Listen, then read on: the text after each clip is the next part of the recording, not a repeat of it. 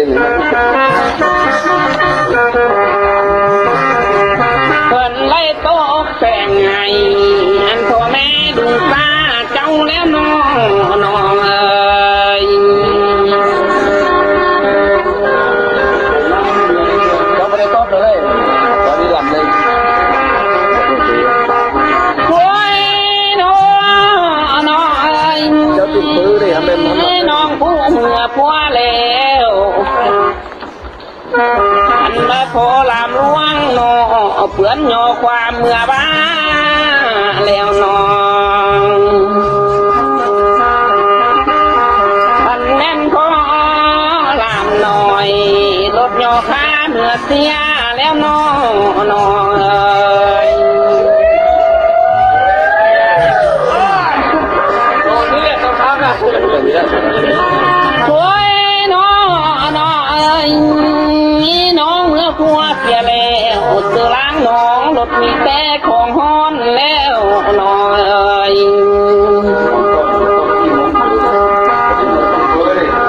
นางผู้เมื่อพัวแล้วหัวนอนนางเอ้ยรถมีแต่ถุงเมน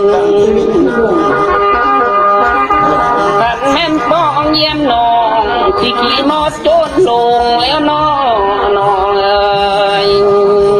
ทำไมตะกี้ไม่โต๊ะโอ้ยน้องเอ้ยน้องผู้เมื่อพัวแล้วที่หัวควายบกกินหญ้าเนื้อแล้วน้องเอ้ยนางผู้เมื่อพัวแล้ว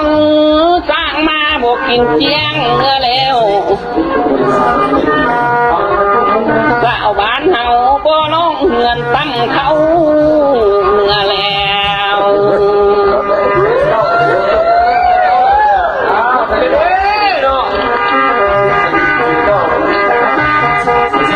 โอ้ยน้องผู้เมื่อพัวนั้น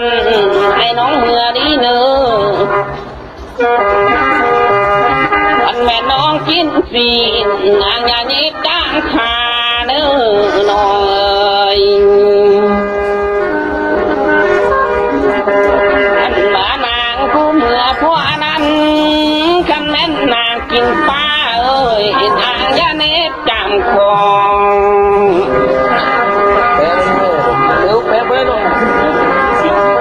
เป็นไงมานะบุกไปฝังเลิกไปนะเรื่องวัวกินได้แล้วโอ้ยพอปูนางยังค้าแล้วคำเอ้ยหน่อยแม่ย่าน้องแม่ย่าน้องยังคองแล้วกันมาพัวนางหูที่ไว้คอลงค้าแล้วน้องเอ้ย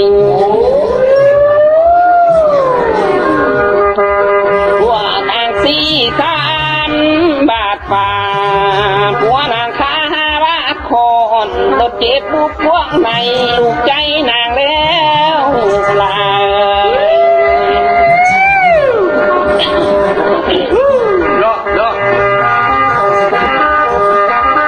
โอ้ยน้องเอ้ยน้องผู้เมื่อผัวนั้นกันเป็นน้องมาเขานางอย่ามาน้ำหอมเลย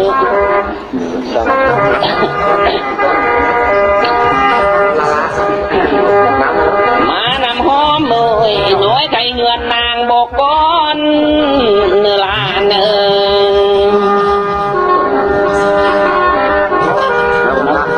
บาดบานาเบียกงอนพอมีผู้ไปตั้งนางได้น้องเอ่ย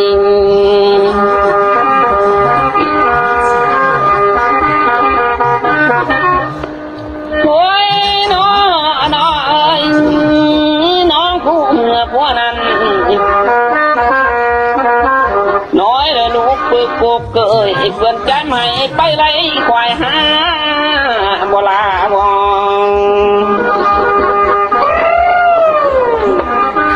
น้อยเลยลูกเปิลาเพื่อนจำให้รถไปไล่ควายนาบ่ นาเบิ่งใส่หม้อแกงไก่มันยังโคตรอยู่ลีลาแน่นอนเอ้ยยามนางไปนั่นนาเบิ่งใส่หม้อแกงปลาเอ้ยนางยังโคตรอยู่ลีไลนางไปมาหอดแล้วเบิ่งใส่หม้อแกงไก่ยังแต่ปีกับตีนโนเบิ่งใส่หม้อแกงปลาเอ้ยยังแต่จะคุยหั่งก้อมโนลานองเมื่อบอกกินนั่นนาสาวกำนางปัจจาสโนยามเมื่อกินใส่แล้วลดไผ่ไหมหัวใจอุกใจนางแล้วน้องเอ๋ยฟังเด้อเปิดเด้อโอ้ยน้องน้องเอ๋ยน้องผู้เมื่อพวกนั้นให้น้องเมื่อดีเนอเมื่อจีผู้พื้นหน้าน้องเนื้อลาย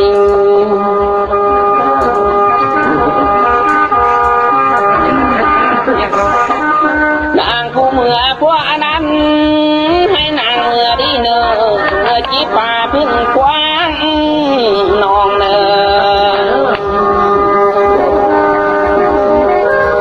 เมื่อจีพาน้องหลบซ่อนเพื่อนลาโฮมพวกแพงน้องเนื้อลาย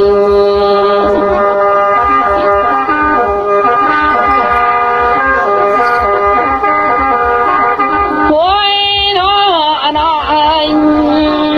น้องผู้เมื่อพวกแล้วสายเบิ่งไผ่ตังน้องน้องเอ้ยนางผู้เมื่อพวกแล้วเนื้อสายเบิ่งไปพอกับมือเอ้ย สนับสนุน เบิ่งยิงอื่นนั้นนายิงคนไล่ก้อนหลอกก็คือหน้าสาวนางนั้นเด้น้องเอ้ย มีโอกาสจะเป็นของเราขับไปอ้างนอนมันหลังโอ้ โอ้ยน้องน้องเอ้ยน้องผู้เมื่อพวกนั้นให้นางจำชื่อไว้ได้เนอคำสายในต้นสั่งเนื้อน้องเนอคำไอ้ซ้อนสั่งเจ้าอันนางลาจะได้ลืมเนื้อน้องเอ้ย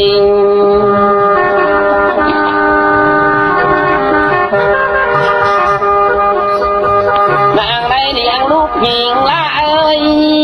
จังเฮอโจรเพื่อนง่ายเนอเลี้ยงลูกชายจังเฮอโจรเพื่อนเก่าเลี้ยงลูกเก่าโจรบอนที่นอ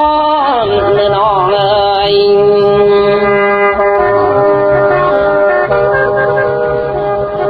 น้องไรเลี้ยงลูกหญิงละเอ้ยจังได้ขายเนอเลี้ยงลูกชายจังได้บวชเธอได้บวชเป็นพ่อแม่สาวานได้อาศัยได้เนื้อน้องเอ้ย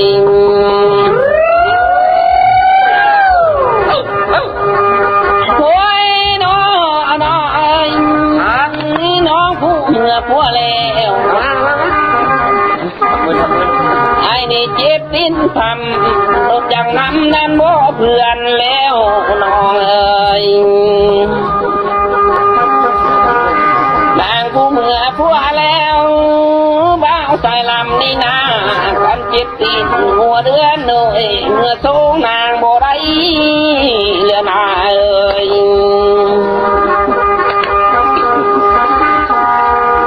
ได้แต่คืนป้ายใหม่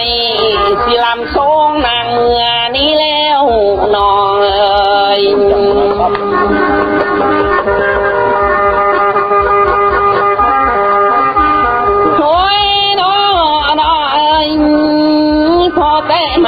นี้คนลำสายลาจ้าคนเนื้อ เดี๋ยวไหนโอ้ละพานาดน้องไอ้ยืนมันอยู่นำพัวน้องเนื้อลาย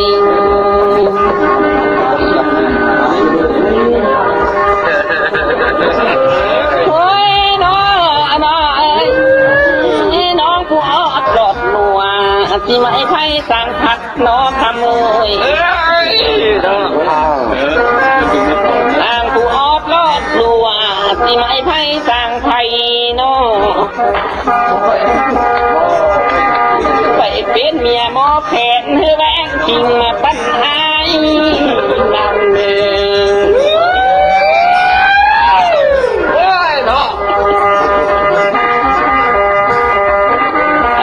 กีฬาก็เนอที่ได้มวนตัวทางเย็นเมื่อนาก็เนอน้องเอ้ยไอ้ที่มวนห้างป้าเมื่อหวยพอเป็นตัวต่อนี้งานนาจังค่อยลำอีกน้องน้องเอ้ย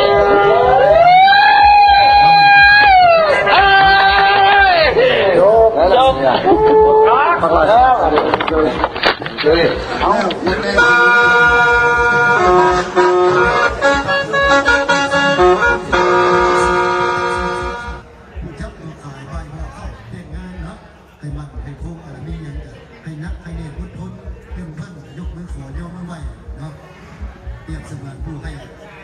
ความรู้ความสามารถให้ครอบให้ครัวให้หน้าที่พ่อคนได้เป็นผู้ประจับซี่ขายใบขาดดุดเลี้ยงทั่วพลบอนสำเร็จสิ้นมีอย่างจะให้มันคงนักแน่นให้เลือกผ่านเป็นผู้หนึ่งที่มีความสำคัญที่กันกับพ่อแม่เขาให้เป็นสิริให้เป็นมงคลแก่บุตรหลานให้สร้างลูกบุญคนมีความสุขความเจริญสืบไปตามเป็นหน้าที่ตัดลงกันไปได้นะครับตัดไปได้ถือว่าวิธีเขาสำเร็จทันทีเนาะโอกาสอื่นๆต่อไปก็เป็นสิ่งที่ต้องทำงานเป็นหน้าที่ของพระเรียนนั้นเป็นต้องทำงานมาได้เนาะที่เราอะไรที่ทำในไว้พระก็ไม่ละเป็นด้วยสายขยันให้ลงไปก็ให้ละไปไล่